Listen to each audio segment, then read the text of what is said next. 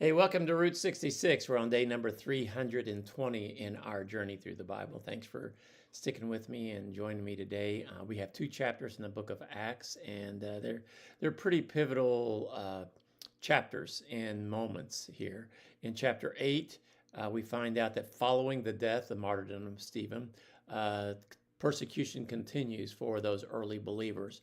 And so a lot of them spread out from Jerusalem, and they actually take the gospel to an area called Samaria, which, if you remember, Jesus went there and led the woman at the well to a saving knowledge of who Jesus was. And so they went there, and Philip, one of the deacons, Stephen was a deacon, but so was Philip. Philip went to preach Christ. He performed miracles, and many believed. And then there was a man by the name of Simon the sorcerer, and we find him struggling with having wrong motives. He wanted to perform the miracles, but he had the wrong motives for it. And it's kind of an interesting story as you follow that. Later, the Holy Spirit leads Philip to share the gospel one-on-one with somebody that was traveling to and from Jerusalem from Ethiopia. It's kind of interesting. You had a big crowd in Samaria, and then you had a one-on-one crowd. And this man believes and is baptized. And this event is one of the proofs that we should baptize people all the way under the water. And anyway, it fulfills God's plan to reach the nations, and Ethiopian was saved. And then in chapter 9, we find out that Saul, who, if you recall, was there when Stephen was stoned, he was traveling to Damascus and to arrest Christians, and he encounters the risen Jesus. I don't know how it all worked, but Jesus made a personal appearance, resurrection appearance, to Saul and blinded him, humbled him. He's later converted and healed through a man by the name of Ananias. And Saul begins preaching right away, boldly in Damascus and in Jerusalem, facing intense opposition because for a long time he was on the religious leader's side, and now he is defending the faith that once he persecuted. Meanwhile, Peter heals a man by the name of Aeneas and raises Dorcas, which is also named Tabitha, from the dead, leading many to believe. So some lessons from these two chapters that we have.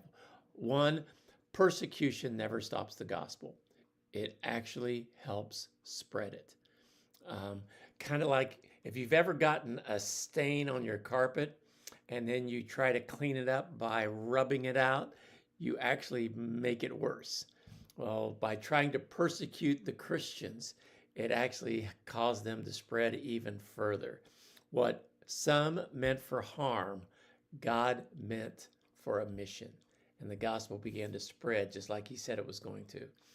So persecution, though it is bad, it is still good because God allows his word to go to places that it never would have gone before. Second lesson in this, no one is too far gone for Jesus to save. I'm talking about Saul the persecutor. Saul the persecutor had an encounter with Jesus, and his life was miraculously turned around. Saul the persecutor became Paul the missionary. So don't ever discount somebody. Continue to pray for them. Continue to witness to them. Nobody is too far gone that if they'll turn to Jesus, they'll be saved. And a third lesson, the Holy Spirit directs gospel appointments. I love that whole story of Philip and the Ethiopian, and I love the story of Ananias and Saul. Is because God made sure that those connections met. They were obedient to God, promptings by God, and God changed the course of somebody's life. And so, don't ever miscount when God has you accidentally meet somebody in Meijer or in Starbucks or somewhere else, maybe at a school function, somebody that you haven't seen for a while. Just realize this, maybe God has you there to share the gospel, but maybe God has you to encourage them. God has you to pray for them. God, there are no coincidences in God's world. The Holy Spirit leads to divine appointments. So enjoy today's reading. It's going to be really good.